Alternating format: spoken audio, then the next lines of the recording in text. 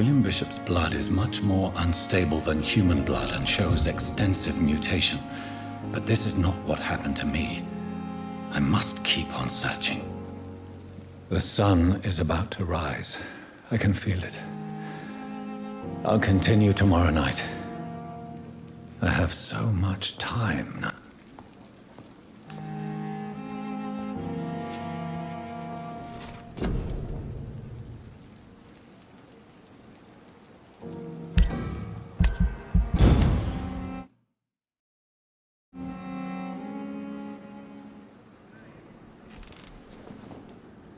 If I'm to stay here until my research is complete, I'd better learn to hide my true nature from the mortals. But what about my thirst for blood?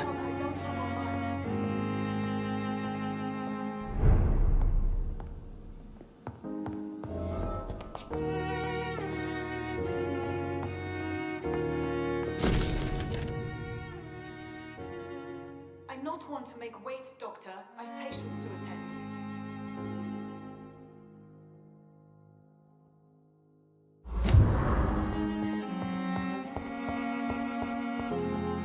The flower's dying. It needs water.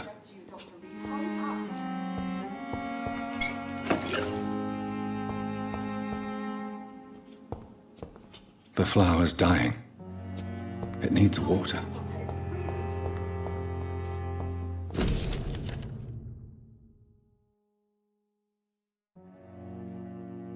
I'm not one to make wait, Doctor. I've patience to attend.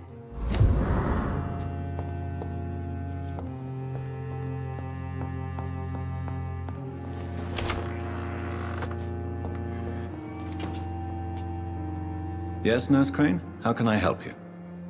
I'm so sorry. I know Dr. Swansea wanted you to rest, but we have somewhat of a crisis. A crisis, you say? Our supply of antiseptics is nearly depleted. I was hoping there was another box up here, but...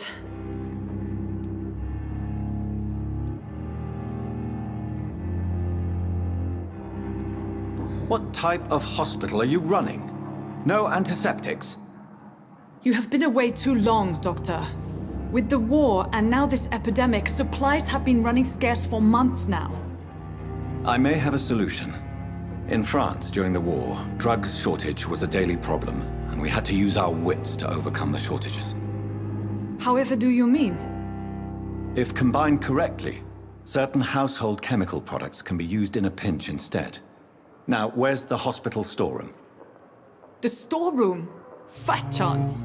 This is the Pembroke, and space is luxury we don't have. Everything used to be stored in the old morgue. Perhaps I should look there first. Where is this morgue? It's the large building behind the hospital. You'll need to go in the back door because it's been sealed off for sanitary reasons. Take this key. It opens a small back entrance at the end of a narrow street. The abandoned morgue behind the hospital. A small door at the end of a narrow street. On my way then. Thank you, nurse. Yes, Doctor?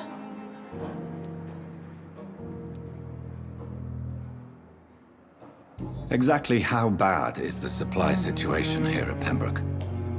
It really depends. Dr. Swansea deftly works his society contacts for monies, but with the quarantine, well, we're in God's hands.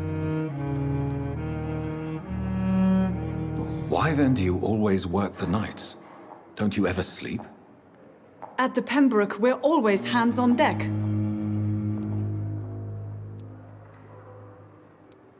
Lack of sleep and the medical profession always ends in disaster. I've witnessed many a colleague succumb to stimulants to fight exhaustion. Drugs were as deadly as bullets in the trenches. London's trenches start here at Pembroke Hospital. We are on the front line, make no mistake. Your dedication to the Pembroke does you credit, Nurse Crane, but when do you sleep? We staff get our sleep when we can, Doctor. Nursing is a vocation, not the labor of a journeyman.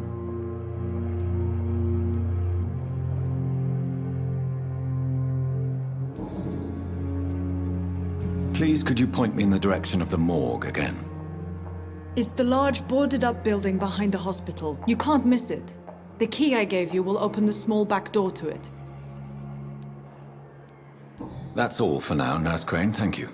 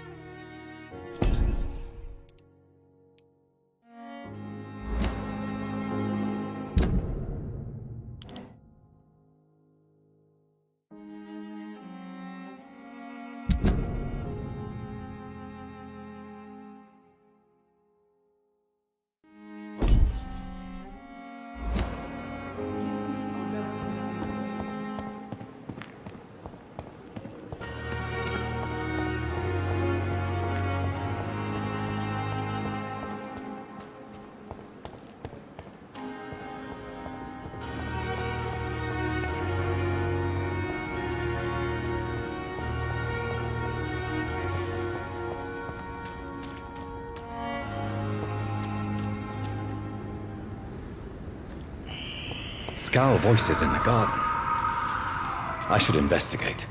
If they were to find somebody.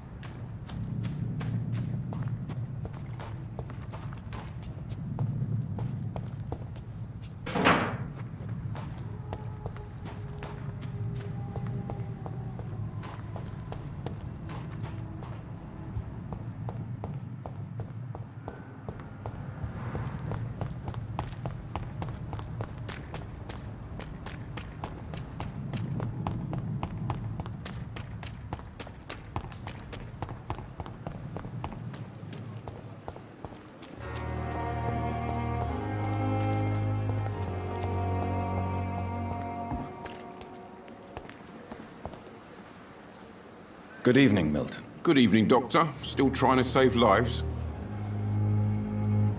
I have some good news, Milton. What? The epidemic's over? I retrieved your wallet with all the money and a certain picture. Well, yeah, Pippa Hawkins is my girl.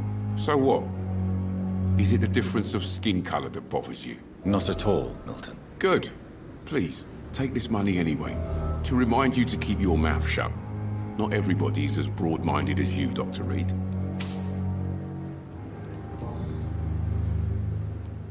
What's going on between you and Nurse Hawkins? Pippa's tired. Tired of all this shit. Tired of all those corpses piling up. She's as depressed as I am.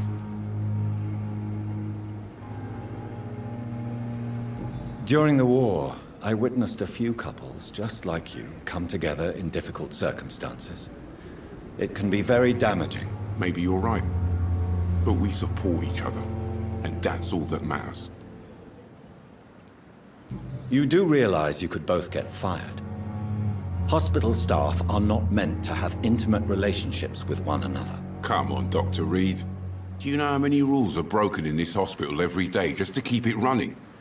There's nothing wrong with what we're doing.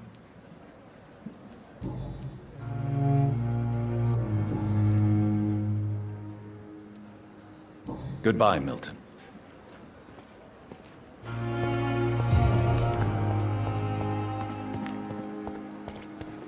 And I thought last summer's epidemic was...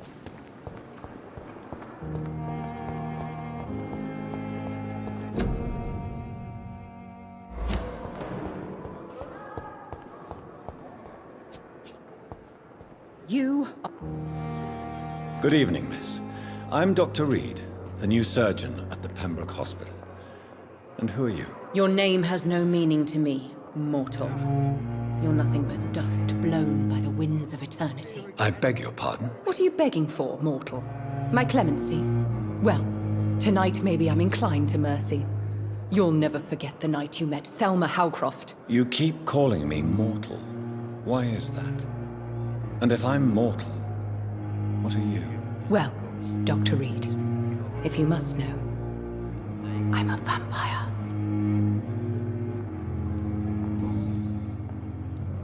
And why do you believe you're a vampire? I don't need to believe anything.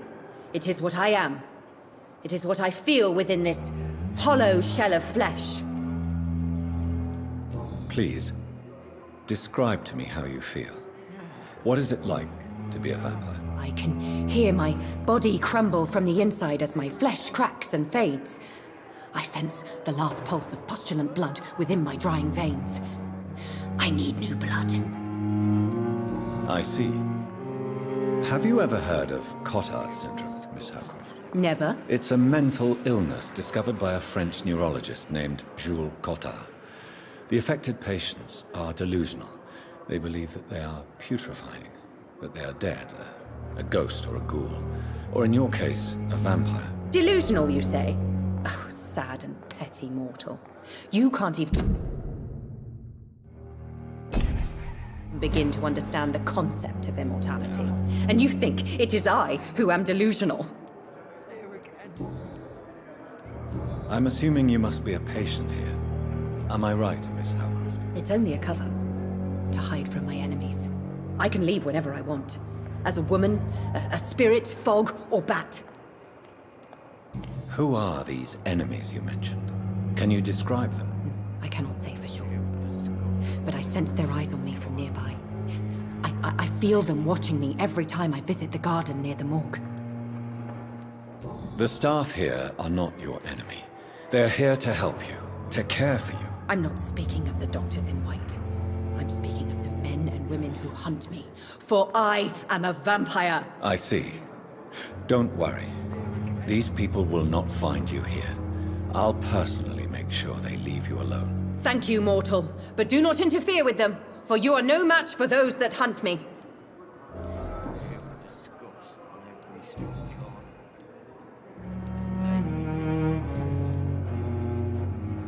Who are you really, Miss Howcroft? I mean, apart from being a vampire. Is that not enough for you, puny mortal? What do you require? Proof of my powers? I'm curious to know who you were before becoming a vampire. It was such a long time ago, I don't remember. Centuries of unholy life can have strange effects on one's minds, you see? I'll leave you, Mistress of the Dark, to your nocturnal activities. Good evening, sir. Can I help you? Unless you're here to fix my face. No. I don't think you can help me. I'm Dr. Reid. I've recently taken the position of head surgeon here. War injuries, am I right? You guessed right, Doctor. German shell took my pretty little mug right off. But they still call me Thomas Elwood.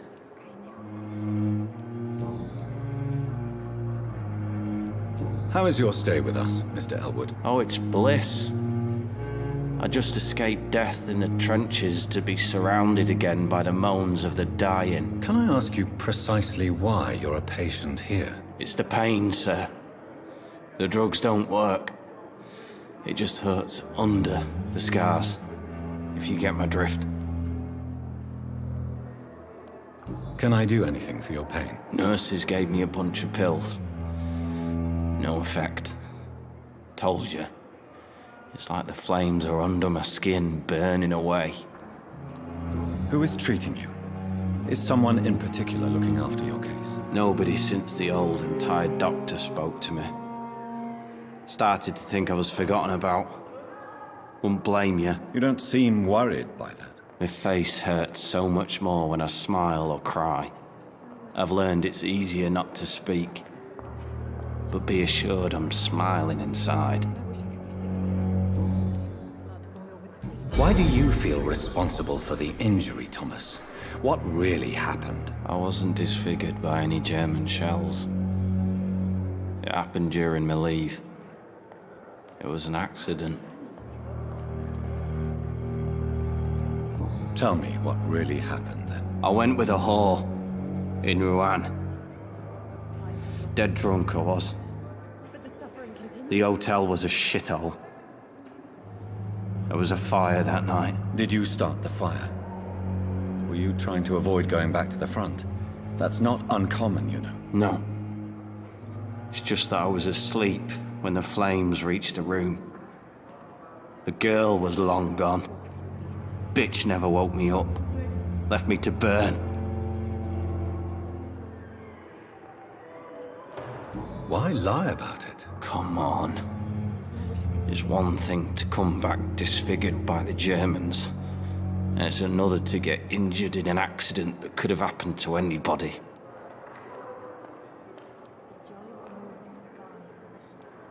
Beauty is not everything, Mr. Elwood. Says Mr. Pretty Face. Time has lost its effect on me, but the suffering continues.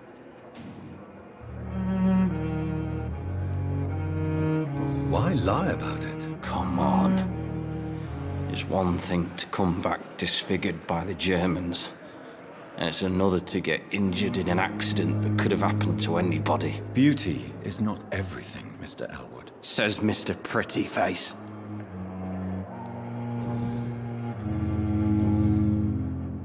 Goodbye for now, Mr. Elwood. Damn. The pain. It's here I wish I again. could be sick again. Feel my blood. Good evening, Mr. Hampton. How do you feel? Dr. Reid, is it? Oh, sir, I must apologize for my behavior. What do you mean? I was not myself in the factory. Fear and exhaustion made me say awful things to you, I'm afraid. You remained perfectly nice and polite. A little delirious, perhaps. But who wouldn't be after enduring an abduction? Thank you, Doctor. That's a relief. Now all I need to do is rest and return to my flock. How did you end up in William Bishop's den? I had received alarming news about his recent behavior. I went to his place and he refused to let me go. Why did he abduct you? William was an alcoholic. His addiction suddenly changed to blood. I don't know why. Just like a patient I met here. This Miss Hawcroft. You dared to enter this awful place alone. You're a hero, Mr. Hampton. Or a fool. I'm just a man trying to help his friends, Dr. Reid. William Bishop was a conflicted soul, searching for light.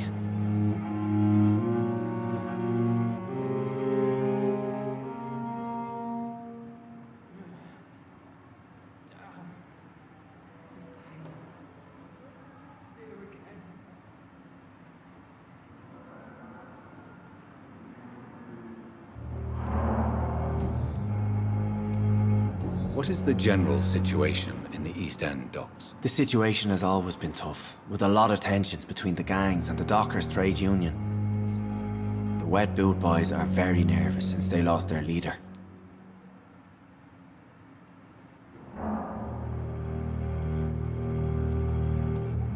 Who leads the gang now? Since Clay Cox went missing, it's his wife Edwina who runs the show, with the assistance of her minion, Booth Digby.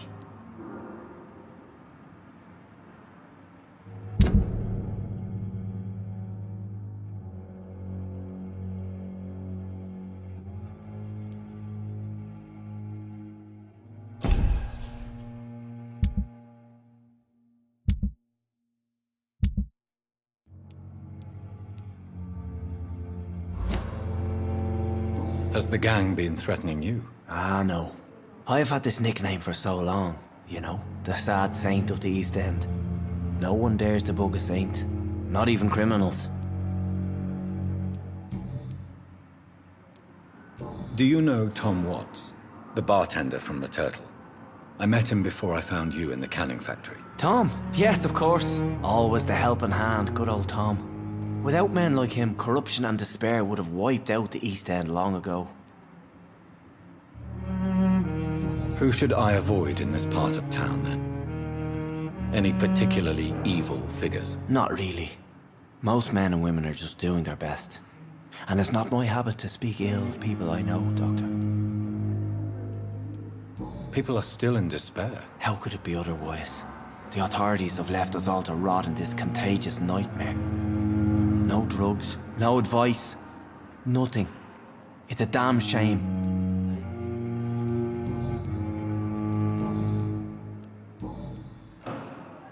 What do you do for a living, Mr. Hampton? I can't help but notice the cross around your neck. I manage a night asylum for the poor and homeless of the docks, and I try to guide the lost and hesitant on the right path to our Lord.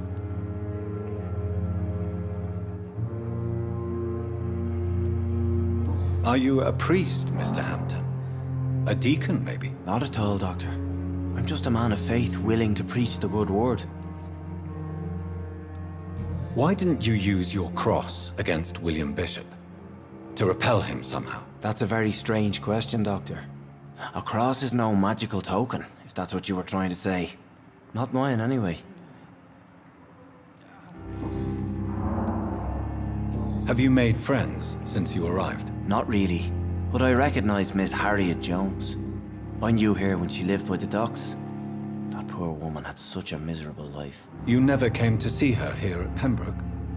Receiving visits when sick can be an important part of the healing process, you know. We're not just bodies. You're preaching to the converted now, Doctor. To be truly honest, I thought she was dead. She left the docks many months ago. How do you feel, Mr. Hampton? Medically speaking, I mean. I feel exhausted. Beyond exhaustion, actually. William drank so much of my blood in his madness. I feel empty. You're in good hands here. Dr. Swansea is well versed in blood transfusion, and I'm sure he'll take the best care of you. Thank you, sir. I believe all I need is rest. And then I can go back to the people who need me. Goodbye, Mr. Hampton. We'll talk again later.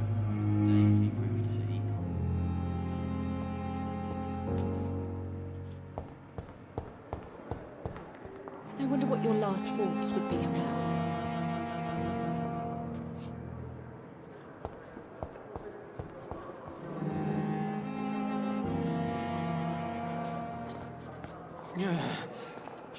I have wasted too much energy for so little result.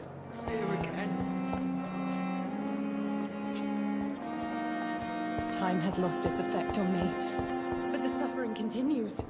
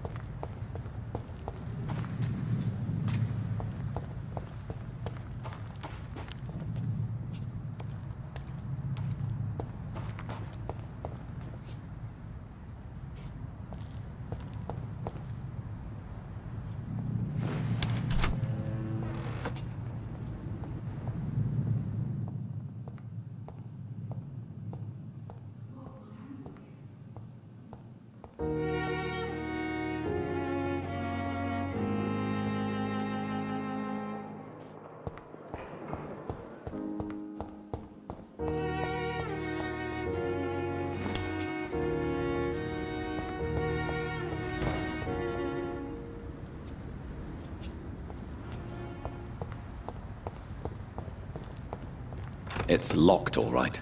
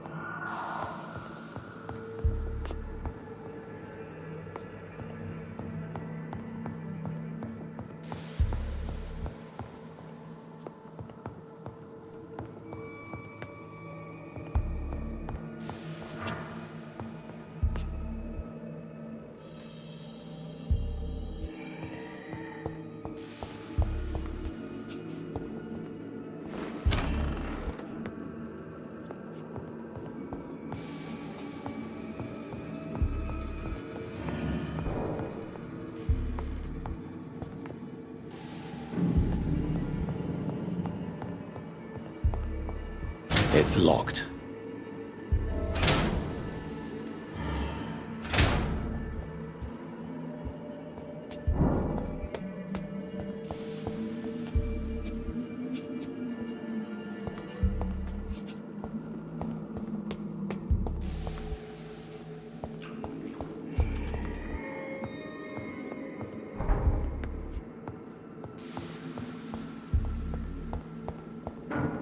Balls of Mars, fortifiers. As popular as they are ineffective. But they do contain iron tartrate, and that might prove itself useful.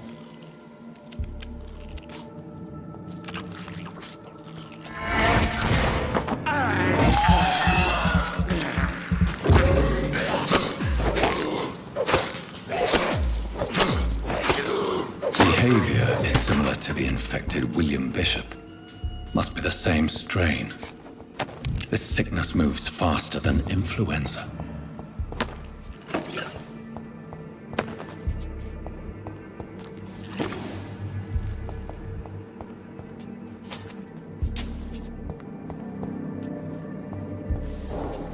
It's locked, all right.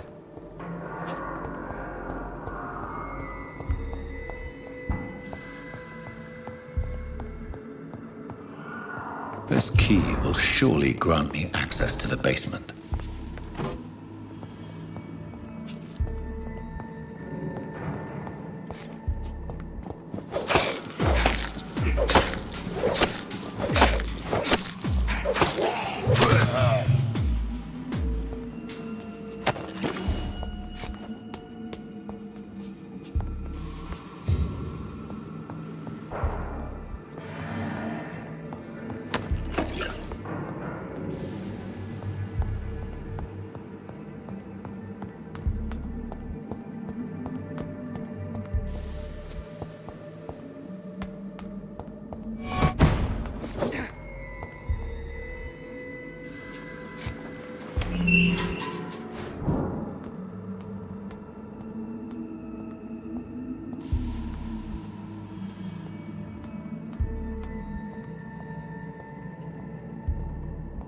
These scowls feed from corpses and the husks of animals. They're not after blood.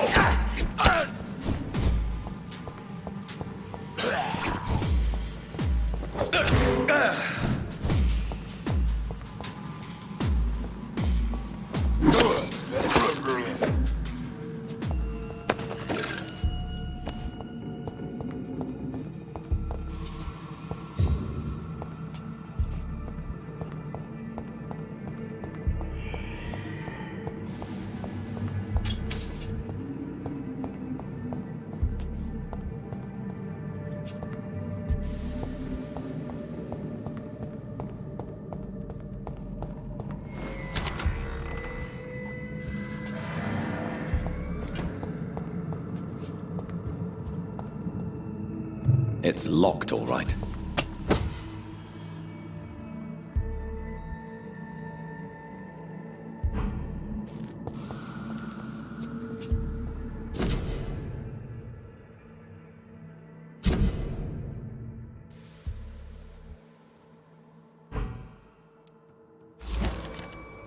Mr. Connor's injuries don't match the report. I'd better look into this. The chest was originally opened to perform the operation. The sutures are clean, but the chest has been reopened. Traces of a pinkish foam at the corner of the lips. Some sort of drug overdose, perhaps? Multiple abrasions and scarring on the arms and legs. Old and distinctive injuries of a sailor or a fisherman. A puncture over the left lung, possibly a chest tube insertion. Not the cleanest work, but I think it was successful. Signs of internal bleeding. So, Dr. Tippett's anesthetics were incorrectly dosed, causing the patient's death. And then he tried to operate on him again. Tippett has made an egregious error. It's time we talked.